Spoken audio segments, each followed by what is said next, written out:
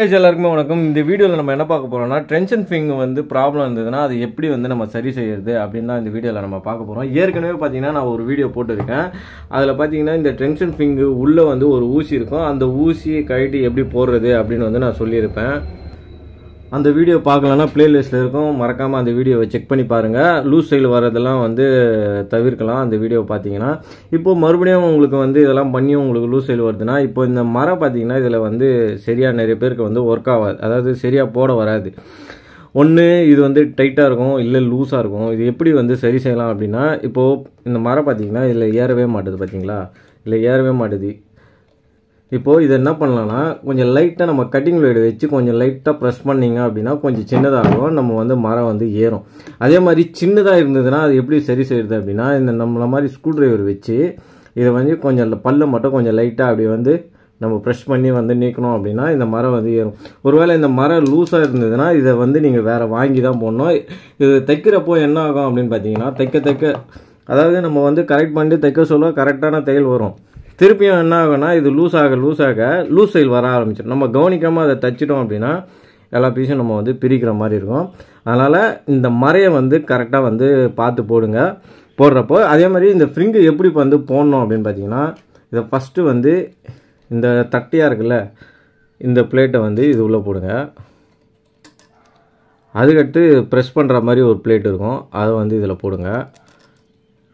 இதுக்கு அடுத்தது நிறைய பேர் என்ன பண்ணுவாங்கன்னா தப்பாக இந்த ஃப்ரிங்கை எடுத்து வந்து போட்டுருவாங்க. அந்த ஃப்ரிங்கை போடக்கூடாது. இது போல் ஒரு பிளேட் இருக்கும். இந்த பிளேட் எதுக்குன்னா அதுதான் போய் ப்ரெஸ் பண்ணுறதுக்கு. இந்த பிளேட்டை கரெக்டாக வந்து இதில் போடுங்க. இப்போ இந்த பிளேட்டை போட்ட பிறகு அதுக்கப்புறம் தான் இந்த ஃப்ரிங்கை வந்து போடணும். இந்த ஃப்ரிங்கை போட்டோன்னா கரெக்டாக அந்த பிளேட்டில் போய் அது ஃபிட் ஆகும். அதுக்கப்புறம் சின்ன இந்த மாதிரி ஒரு வாஷர் ஒன்று இருக்கும், இந்த வாஷரையும் வந்து போடணும். இது போட்டோன்னா இது கரெக்டாக இப்படி ப்ரெஸ் ஆகும். இப்போது இந்த முக்கியமானது இதுதான். இது வந்து சரியில்லை அப்படின்னா மாற்றிடுங்க. இதை வந்து கரெக்டாக ப்ரெஸ் பண்ணி நல்லா டைட் ஆகுதா பாருங்கள்.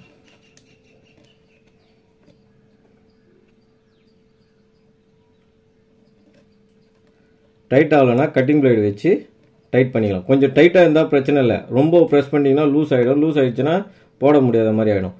இது ராங் மரம் ஏறாத மாதிரி நீங்கள் நல்லா இதை டைட் பண்ணிக்கோங்க.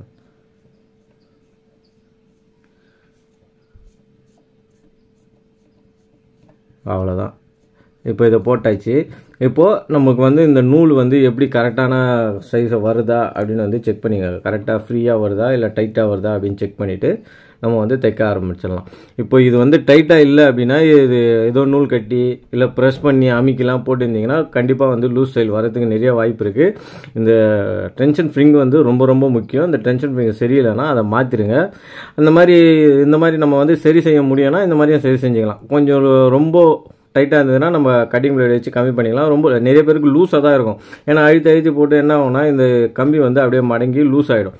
அப்போ என்ன பண்ணுங்கன்னா ஸ்க்ரூ டிரைவர் லைட்டாக விட்டு இது எல்லாத்தையும் கழட்டிட்டு ஸ்க்ரூ டிரைவர் விட்டு லைட்டாக கொஞ்சம் நீக்கினீங்க அப்படின்னா நீங்கும். அதுக்கப்புறம் நம்ம வந்து வாஷர் போட்டு டைட் பண்ணிக்கலாம். அவ்வளோதான். Thanks for video.